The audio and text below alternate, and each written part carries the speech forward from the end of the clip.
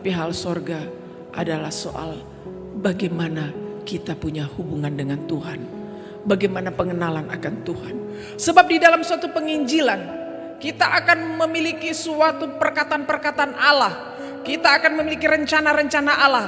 Bukan saja bagi kita seperti keselamatan yang kita terima di dalam Yesus. Tetapi bagi orang lain juga kita bisa mendapatkannya. Sama dalam tanda kutip bahwa Allah memikirkan orang lain, mau kita memikirkannya juga. Saudara, bahwa Allah penting orang-orang yang lain, bahwa kita penting juga. Saudara menjadi sebuah yang dikatakan firman Tuhan sahabat Allah. Saudara menjadikan suatu kesaksian yang hidup daripada kepenuhan ilahi yang hidup di dalam rencana Allah di dalam kehidupan saudara. Ini penting sekali. Sehingga kita tidak ada pada suatu kondisi stop sampai di sini. Tetapi panggilan itu bekerja tiap detik di dalam kehidupan kita, di dalam penginjilan kita. Dan kita berani mengatakan seperti kisah Rasul 20 bahwa gak ada masalah dengan nyawa saya. Tetapi bagaimana sampai akhir hidup saya tetap didapati sebagai seorang hamba Tuhan. Saya tetap didapati sebagai seorang penginjil. Saya didapati entah saya tidur, entah saya makan, entah saya lagi kemana. Saya tetap didapati dengan profesi itu. Itu penting. Sehingga nyawa saya bukan saya yang menjadi jaminannya. Tuhan yang menjamin nyawa saya. Nggak penting, tetapi yang penting apa yang terpenting bagi apa yang ada dalam hati Tuhan sendiri.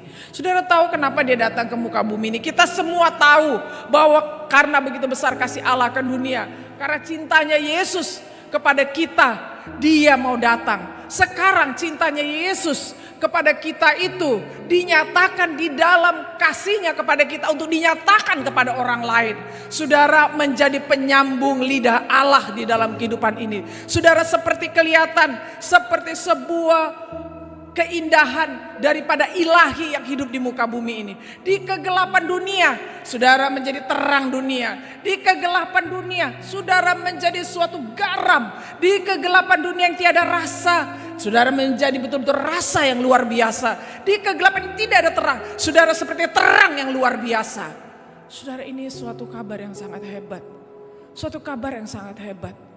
Apabila kita menyadari bahwa kita hanya tidak sebongkah 60 kilo dan kita perlu makan 3 kali sehari dan yang lain-lain, maka saudara akan tahu betapa pentingnya kehidupan saudara yang luar biasa. Tidak sekedar di gereja, tidak sekedar terima Yesus, tetapi suatu hal di mana saudara menjadi bagian daripada rasul, bagian daripada hamba-hamba Tuhan yang dipanggil, bagian daripada kedatangan Yesus dengan 12 rasul, dan akhir daripada kedatangan Tuhan di awan-awan bersama dengan semua orang percaya. Siapkah saudara?